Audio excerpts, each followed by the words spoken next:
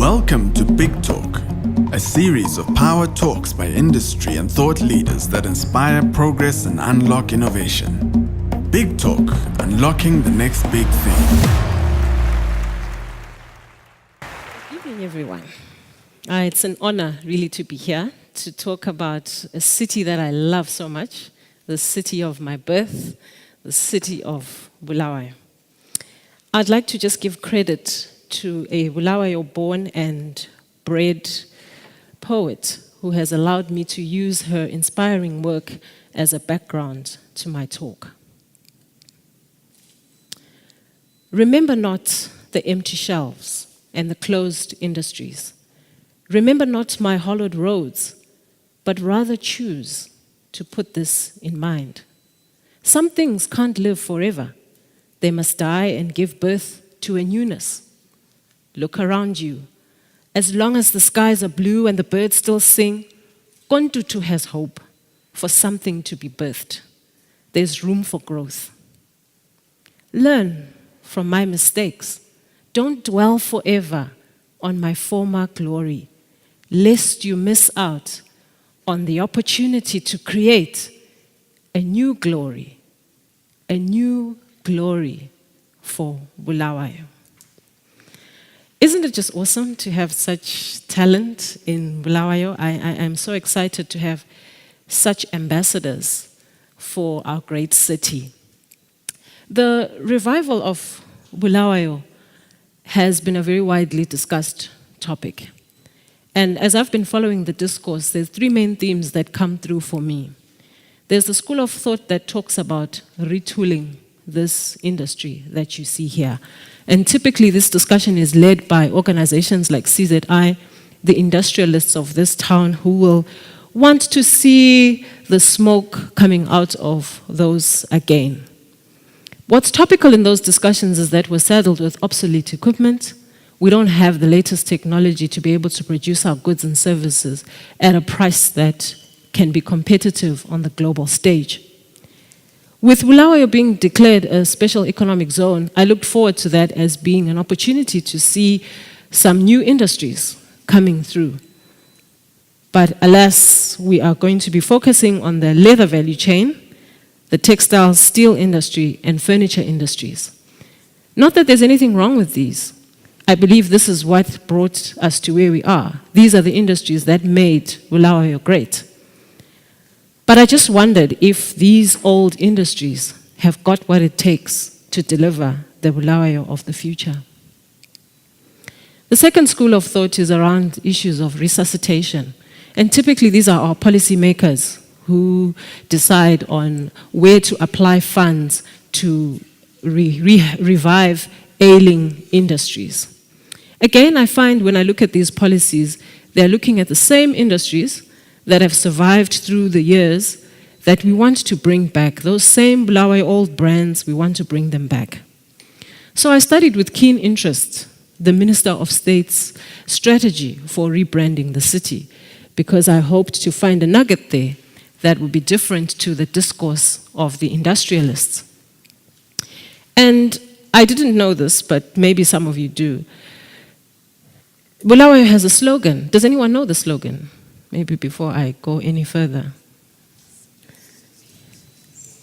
Do we know the slogan? No. Well, the slogan is Bulawayo, the gateway to Zimbabwe's industrial hub. Now, what that tells me is there hasn't been consultation to arrive at the slogan, so hence nobody knows about it, and hence there isn't an implementation strategy around how we're going to get to rebrand our city to carry that slogan. I may have missed it, the implement strategy could be there, but as long as we don't have those milestones and things to check on our progress, one day we'll turn around and look at our policymakers and accuse them of not following through on the promises that they have for Bulawayo, as they've done over the last almost 40 years. The last school of thought is around recollection or documenting our stories. And the media plays a very key role here.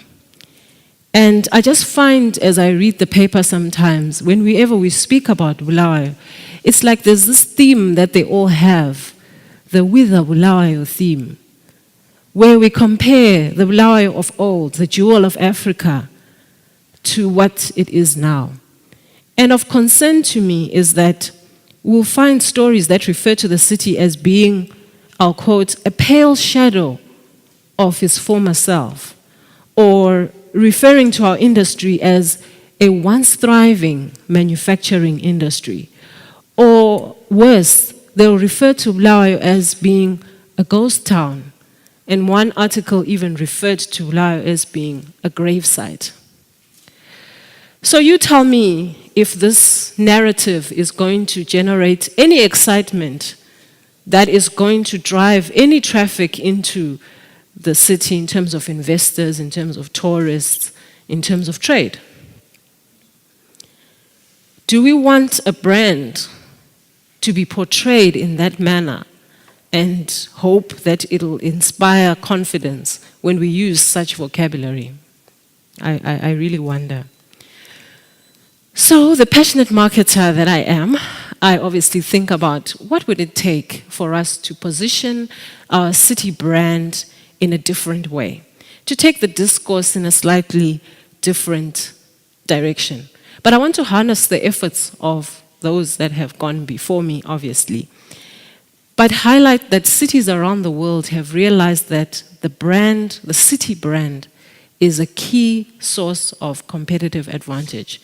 This is what we use to attract investment, to attract capital, to attract talent into a city. We look at the strength of that blend. So, like Mike, I love this picture so much because it is one of the best pictures of Bulawayo as well, I think. And I believe that if we were to coin a compelling city brand, it would be an important asset in positioning our great city for future impact. And I believe that rebranding, if it's done correctly, presents an opportunity for our great city to reinvent itself. But how do we get from here to there? I believe that there are three key imperatives to any branding process that we should undertake. Any rebranding requires, first of all, a change of strategy, a change of mindset, and a change of focus. When we think about a change of strategy, it's not going to be a cosmetic packaging exercise. You cannot put lipstick on a bulldog and expect the result to be anything but what it is. It's going to remain a bulldog, and a bulldog is pretty pretty, as I'm sure you know.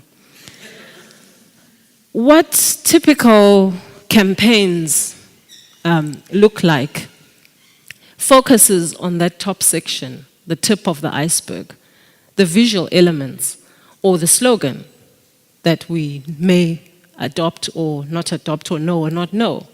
A lot of campaigns are based on that. And the gurus in the industry say if you base your city brand on a slogan or a logo, you have an 86% chance of failing. So I think we just proved it by the fact that none of us knows our slogan, which has been in place since January, when the president announced that Zimbabwe is open for business, and as a result, Bulawayo is open for business, and boom, here's our slogan. So for rebranding to really make sense, we've got to go beneath the surface. We've got to have a clear vision and a strategy. We can't just stick a logo on it and hope that it'll work and it'll inspire somebody. We've also got to consult. We've got to consult all the stakeholders in this value chain.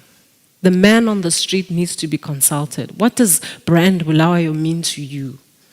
So that we can express it in the logo, if we come up with a logo, or in the product itself, which is where I have a passion. We want to work on the product itself and not put lipstick on the bulldog. We have to invest in the infrastructure.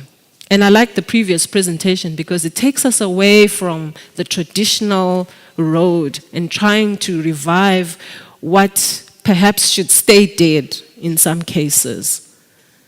We also want to avail well-packaged investment opportunities. There's no one office that you can go to right now and get the full bouquet of investment opportunities in the country. I discovered as I was researching for this presentation, the Minister of State's office has a document that they use. The city of Bulawayo, the mayor, has a document that they use. I'm sure if you go to CZI and the other bodies, you'll find a document that they also use. So there isn't a point where we all come together and say, this is our strategy for the city. These are the industries that we need to revive, and take it from there. Lastly, there is the aspect of communication. I've spoken about the power of the media and how they project us as a brand. And I think it's very important that we have intentional communication around our city.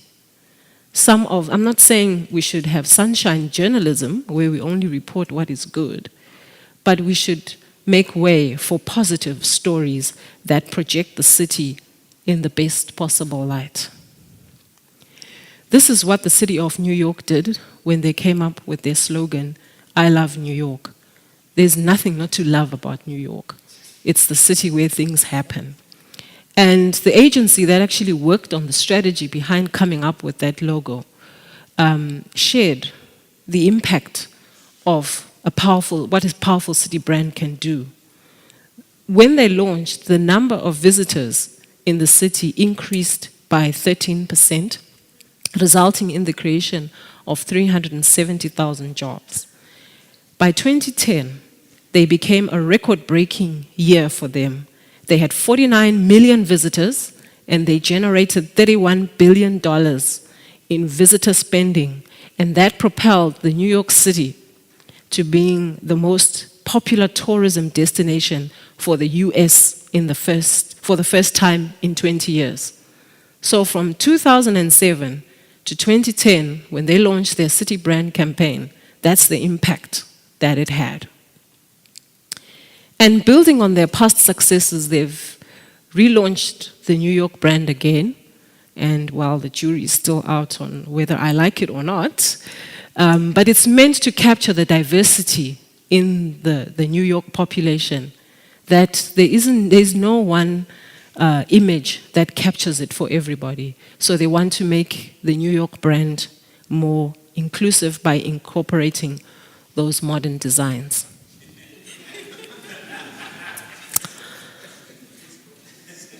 I've spoken about the first imperative, which is a change of strategy. The second imperative is a change of mindset. I've spoken about the media and how they are portraying us in a way that is not too flattering. And just looking at some of these headlines, I would want to pack my bags and disappear from such a city, because obviously I cannot raise my 3 little boys in such an environment. So to rebrand successfully, we also have to get rid of that residual negative self-talk. We believe as a city that we are marginalized, and whoever, wherever, who was supposed to do something for us has not done it. And we are hard done by. And as a result, that's why we are where we are. But we, the citizens of Bulawayo, are responsible for investing in our own future. And true development, wherever you look in the world, is never driven by policymakers. It's driven by the people who have the greatest stake in how things pan out in that city, the residents of that city, the citizens, and the man on the ground. So rebranding without changing our mindsets is, to me, like putting new wine in old wineskins. You're unlikely to get a favorable result. So it's high time, I think, we tell our own stories in a positive light that reflects our city pride and our patriotism. The city of Bulawayo ran a campaign on social media, My City, My Pride. And we had an opportunity to share things that make us proud as people of Bulawayo. And I believe we should get behind such initiatives as we get on the road to our rebranding. There's so many things going for us as a city. You'll know that we have the best run municipality. We beat them hands down. Our Natural History Museum is the best in Southern Africa, and it's the 4th largest in Africa. And Bulawayo is home to award-winning local designers, whom I'm very passionate about supporting. I wear local designs, I don't necessarily wear international designs only. And we have award-winning authors and poets. I read their work, I recite their work when I have an opportunity. Why don't we see more stories like this? Probably because they don't sell papers. But to me, this is an untapped opportunity. When you look at the city of Dubai, definitely Dubai as their slogan, you know you definitely want to visit the city of Dubai. And if you've followed their developments over the years, they've leapfrogged and done some amazing things because they've focused consistently on building their brand. So right now, if you haven't been to Dubai on holiday, you're missing half of your life. They got stakeholders and the community involved in putting this infrastructure at a huge cost. And if you read the plans that they have, they're just awesome. They're just out of this world. Granted, they do have money from oil that funds all of these things. But I think for me, the bigger thing is having the vision, even if you don't have yet the finances. I'm a product of NUST, so everywhere I go, I like to talk about my institution. The last imperative is a change of focus. This is where the opportunity lies for us. The current British ambassador to Zimbabwe, when she took up office, she said something which I thought was very important. She said the future lies in creative industries and not trying to revive comatose factories that are no longer relevant to the future. So I believe that we must now lobby Special Economic Zone Board to get industries that are not represented there to be represented. And in particular, the creative side, the innovation side. Bulawayo has been earmarked the technology capital of Zimbabwe, and government has put in over $1 million in the 2018 budget to research and development. 700,000 has already been dispersed for innovation hubs to be constructed at 6 state universities, and NUST is one of them. So soon we're going to have a whole lot of talent which is coming from our institution that can really transform and drive the revival of our economy. So at policy level, we should be promoting such initiatives that attract investment in innovation centers and entrepreneurship hubs, because that is the future. The city itself doesn't necessarily innovate, but it creates a positive environment for the innovators to do that. And in New Mexico, in Albuquerque, this is what they did. They have rebranded their city around innovation and entrepreneurs. According to their mayor, the goal is to brand the city around its innovation, unpretentiousness, and openness. So it is possible, it can be done, to move away from what we've traditionally known and get into innovative and creative sectors. They actively promote accelerators and entrepreneurial hubs, and they have been also recognized as a city that promotes startups and entrepreneurs. But what's interesting about their communication campaign is that it also is very consistent in promoting Albuquerque as a city that is good for entrepreneurs. The communication promotes the low-cost living, the friendly people, the access to the leaders, and the world-class technology and the facilities. But what are the opportunities? Everybody's in Russia, so I thought I had to throw in a picture like that so that you don't feel too bad. What are the opportunities of rebranding? Some of them may have come through as I was presenting, as we've been looking at new industries as opposed to trying to revive the old. But something that many people don't know, I don't know if you know, so I'll ask, that do you know that Bulawayo is twinned with the city of Aberdeen in Scotland and eThekwini in Durban? Those are our twin sisters. Now we're triplets, I suppose, because we're talking of twinning, but there's two of them. But many people don't know this, and therefore many people don't harness the opportunities around that.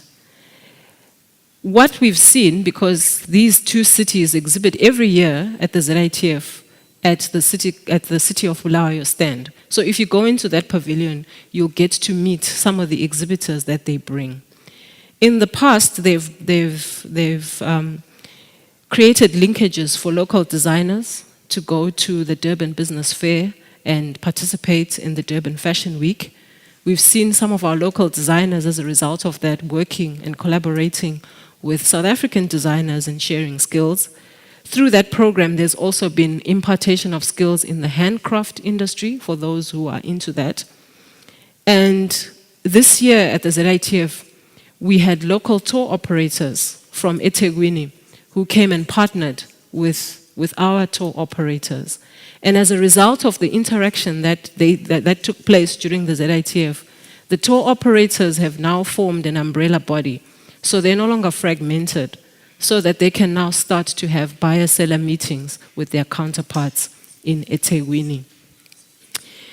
Twinning has also allowed us to leverage synergies, and the most popular one is the Ndlovu one. Many people may ask, where was Ndlovu discovered? He was actually a beneficiary of this twinning arrangement. He was actually identified at the Aberdeen Youth Festival many, many years ago. So it's an untapped opportunity that we are overlooking. I also discovered that Bulawayo is the only city in this country with a wastewater management master plan. And this was sponsored by the eThekwini municipality. So we are the best run city also because we tap into the experiences and best practices from our neighboring countries, and we benefit from them being our twin sister. The city of Aberdeen has also, I believe, sent tons of books to council libraries for the benefit of our children. So there's quite a huge opportunity there that I would encourage you to visit the City Council stand at the ZITF next year, but also to approach them directly and find out how these opportunities can work for you. The other opportunity, which I could never leave any stage without talking about, is the MICE industry, the meetings, incentives, conventions, and exhibition industry. An industry which the people of Bulawayo, I am sad to say, don't participate much in. The ZITF that we hold every year, which is the premier showcase for Zimbabwean brands, the uptake from Bulawayo is less than 30%. And yet, there are so many good things happening in our city that I feel we need to showcase. We are not taking full advantage of it, which is sad. Other cities are coming in and taking advantage of it. And so my encouragement is, let's make use of our facility.